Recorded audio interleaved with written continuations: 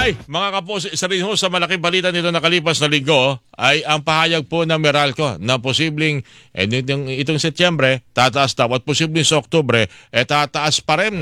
Alam niyo ba binabanggit ho nila nagtaas daw ho kasi yung transmission. Wow ah! Oo, at isa pa ho dyan ay kasi pag alam mo Andre, pag kung Meralco billing ho kayo, tingnan niyo ho yung likod. Wag niyo ho munang tingnan yung kung magkano po napupunta sa generation, sa transmission at sa distribution. Tingnan niyo ho yung ibang bayarin ho doon mula sa metering charges, mula sa tax, mula sa kung ano-anong sinisingil sa atin na hindi natin alam kung anong pakinabang natin dito. Meron pang mga missionary charges na hindi naman ho natin alam kung anong missionary charges para ba sa mga pari ito. Wala naman tayo nakikitang mission na na-accomplish na kung ano-ano. Kaya nga ho, ang tugon ng ating mga mamamayan po dito, yung batas na nag-aaproba para po dyan sa mga nakikita ho natin. Buti nga, yan po ay visible ho, nakikita ho natin. Tingnan ho natin kung yan po ay dapat pa bang ituloy o wag na. At yan is pamagitan ng pag-aamyenda, pagre-review, pagbalangkas ng ating mga mambabata sa IPIRA Law.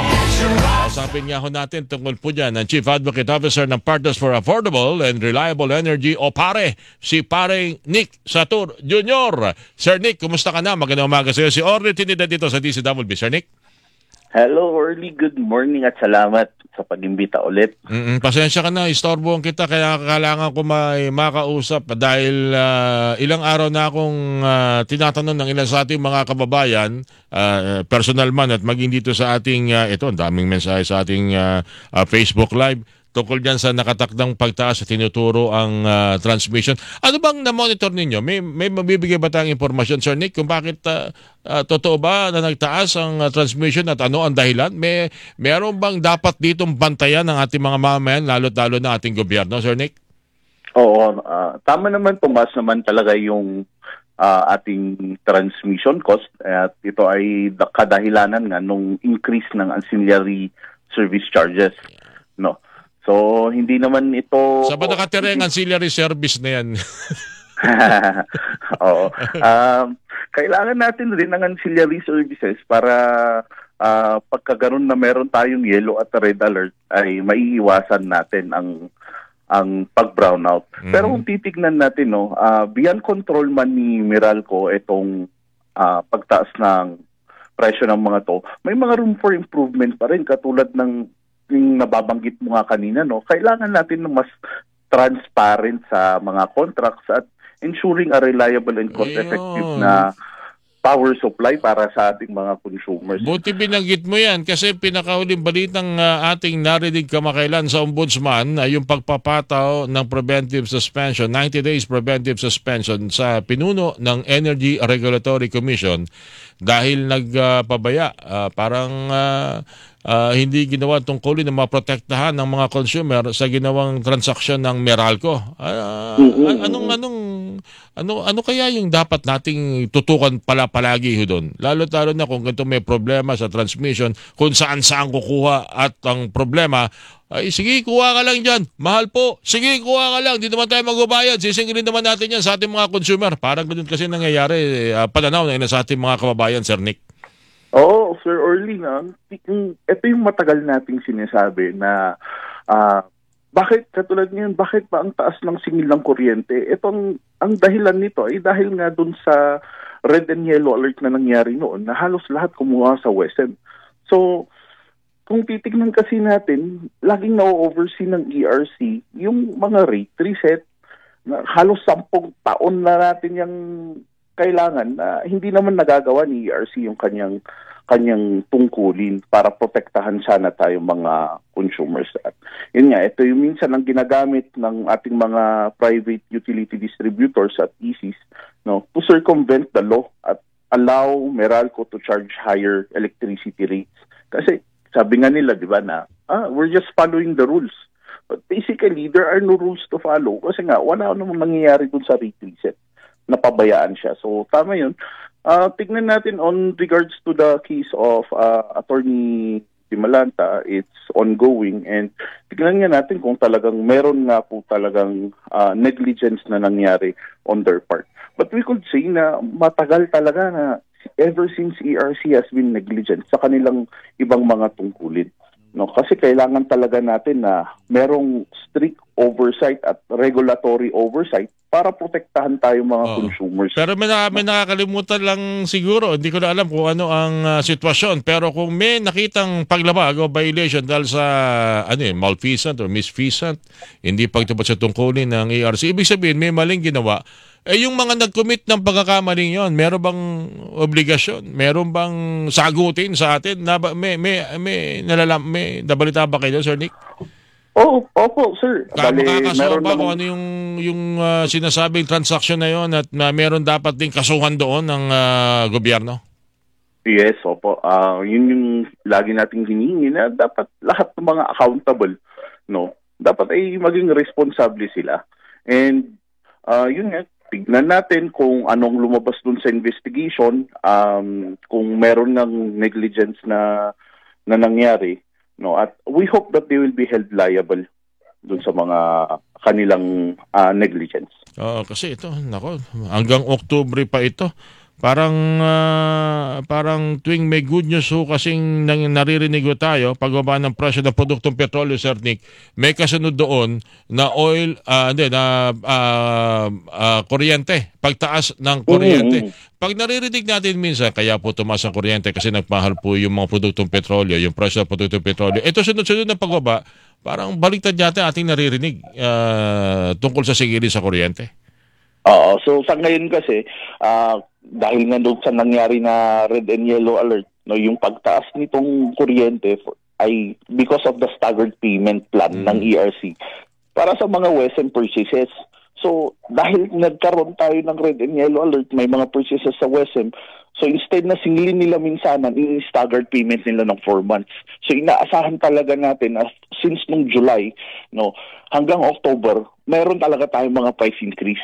So regardless kung bumabay man yung presyo ng petrolyo, bumabang presyo ng coal, pero dahil nga sinisingil tayo nung nakaraan, no, ito yung nagiging problema. Kaya ito yung sinisabi natin na dapat ang solusyonan nila, no, they need to go down to the root cause of the problem.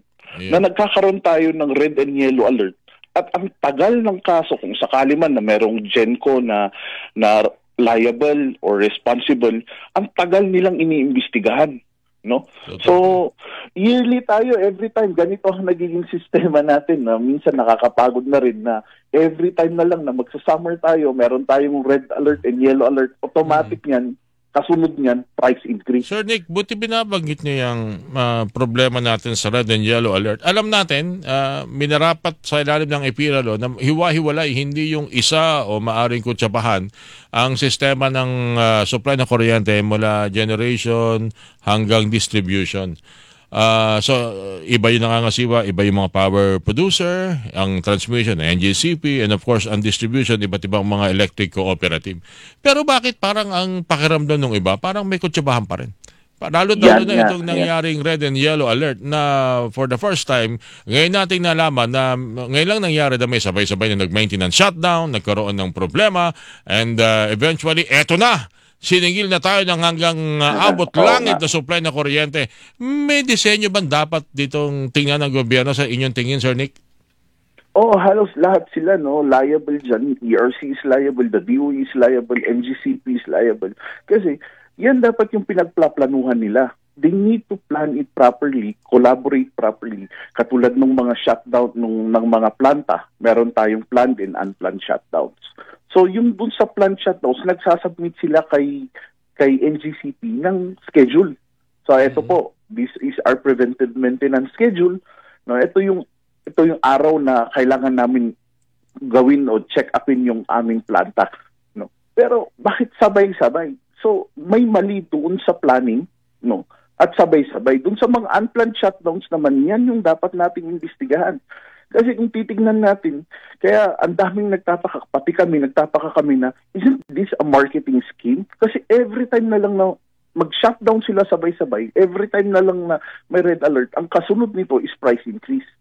So, doon din tayo nagtatanong, no? At ang ERC, ang mandated to investigate kung meron nang nangyaring kakutsabahan o sadyang talagang aksidente matanda na yung talaga, planta. nagkataon na. Pero kahit na ano, kahit anong paliwanag ko, kasi nakakausap naman namin ng ERC nung nangyari itong mga sunod-sunod na mga emergency shutdown. Pero parang, yun sa ating mga kababayan, parang ayaw maniwala eh. Parang ngayon lang ba tayo nagkaroon ng kuryente? Ngayon lang ba tayo nagkaroon ng generation, transmission, o ganitong sistema ng paghatid ng kuryente na parang nanibago ang lahat? Hindi ba dapat itukoy na agad yan at may sistema na sinusunod yan? At yun ang hindi nangyayari o hindi nangyayari, hindi nasunod. Tapos, ang kawawa ay ang tao, ang mga consumer. Tama. Oo. At saka, yung hindi makatwiran yung mga ibang dahil ng mga ibang rason ng planta. Kasi katulad nun, merong nag-shutdown na planta kasi naubusan daw sila ng crudo. You know? And then kung titignan natin yung mga nasisiraan. Natawa ko doon, no? Tama po. Natawa yun. Tapos kung titignan natin yung mga nasisirang spare parts, yearly, yan at yan ang nasisirang spare parts. Hindi ba kung lagi na lang na itong spare parts na tong nasisira, dapat meron ka ng stock para kung nasira, automatic, mapapalitan mo agad, no? And then makakapag-online agad ang planta. So, okay. Yung kailangan, ito, yung mga naghihintay na sa atin, dami na kasing nagre-react dito, yung tungkol naman sa IPIRA. Remember, Sir Nick, napag-usapan natin yan, huli tayo nag-kausap. Kailan ba yung matatalakay? Ayaw naman nating isipin na baka may mga, hindi kasi uso dito sa atin yung may nagbabantay. Yung mula sa iba't ibang mga sektor ay pupunta sa Kongreso para alamin o magbantay. Yung sa word na English, lobbying. Bawal kasi sa atin yan eh.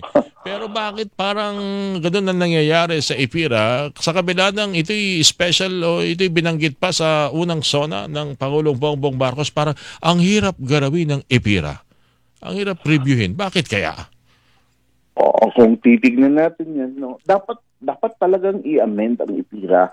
Although maganda naman ang the framers of the Constitution of the IPIRA, maganda naman yung kanilang mungkahi. Pero kailangan nating intindihin na ginawa yung IPIRA na yan to solve the problems of the 90s. No? Nung ginawa yan noong 2001, backtrack sila. So yes, sure enough, maraming mga improvements na nangyari after IPIRA. Pero meron ding mga bagong challenges that we need to solve, no, moving forward. So kailangan talaga na amendahan natin ang IPIRA, no. Nabanggit mo kanina yung feed-in tariff, binabayaran natin yan. Yan yung nasa baba ng aking bayarin eh. So, hindi ko alam kung ano to. Baka naman pwedeng, hindi naman kaya pati pambili ng tubig, paglinis ng banyo, sinisingil pa sa atin. Kasi pag tinignan ko yung bayarin ko, kulang na lang makita ko rito for breastfeeding of the owner of the distribution, mga lahat na lang sa atin pinasa ng gastusin nila, Sir Nick.